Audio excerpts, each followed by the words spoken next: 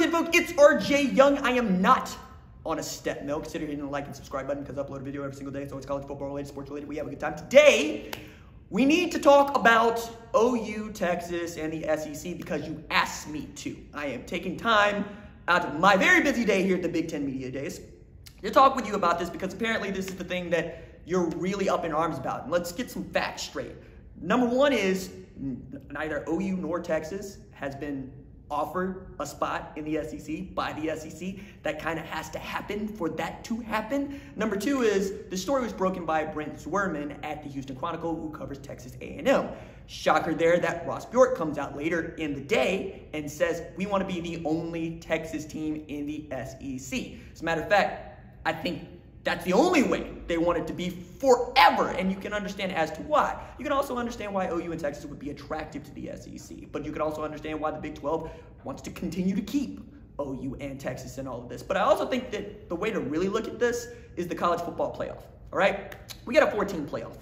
So far, since 2014, we've seen two SEC teams not only make it into the playoff, but play each other in the national championship game. If you go to 16 teams, no matter what your divisions look like, the SEC is going to look at this and go, hey, we could probably get 4 teams, even 8 teams, into the college football playoff with 12 teams. Do you think the rest of college football is going to let that happen? So you're either going to end up with an expanded playoff to 16 teams, like what I want, or like 24 teams, like what the FCS has. But seeing as y'all hate college football expansion, even though I'm the guy saying only people that don't want college football playoff expansion to happen are the ones that are running from a butt whooping, we're here now, okay? So, one, you're going to take a hard look at this 12-team playoff because the 4 highest-ranked conference champions get in, and then you're seeded, right? And those 4 highest-rated conference champions also get to skip the first round.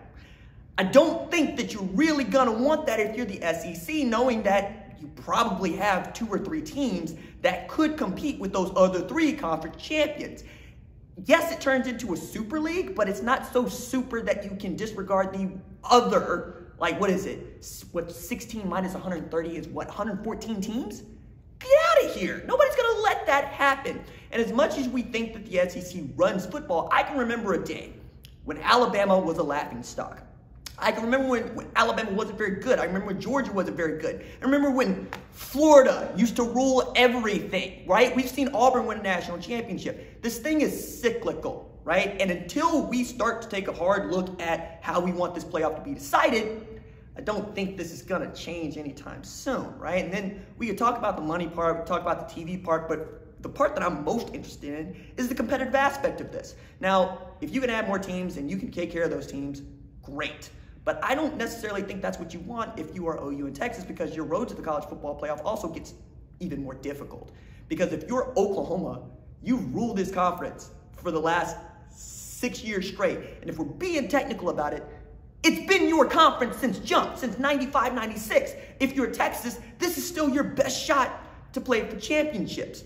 And if you want to play for championships, you're probably going to try to salvage the Big 12. You're going to, well, to put it another way, if you're going to stay in the Big 12, if you're OU and Texas, you will also say, hey, this is also an assurance that we are who we want to be. This is what we want to do more than anything else. We want to be in this region. We would like to add more teams to what we're doing, but nobody wants to play with us. Until then, though, I think that this is all premature, that you're kicking the tires on this and exploring other options is important because we would all do that. It's something everybody would do. But until something happens, I'm not even interested in this because first we got to get the 12-team playoff to come in. And then we got to see how the 12-team playoff affects everybody. And we're basically locked into the 14 playoff until 2025 anyway. So there's so much more moving and shaking that has to be done even before we start playing football. And by the way, we wouldn't be talking about this if we were playing football. It is July, people. It is peak off season, headed into preseason time. Can we talk about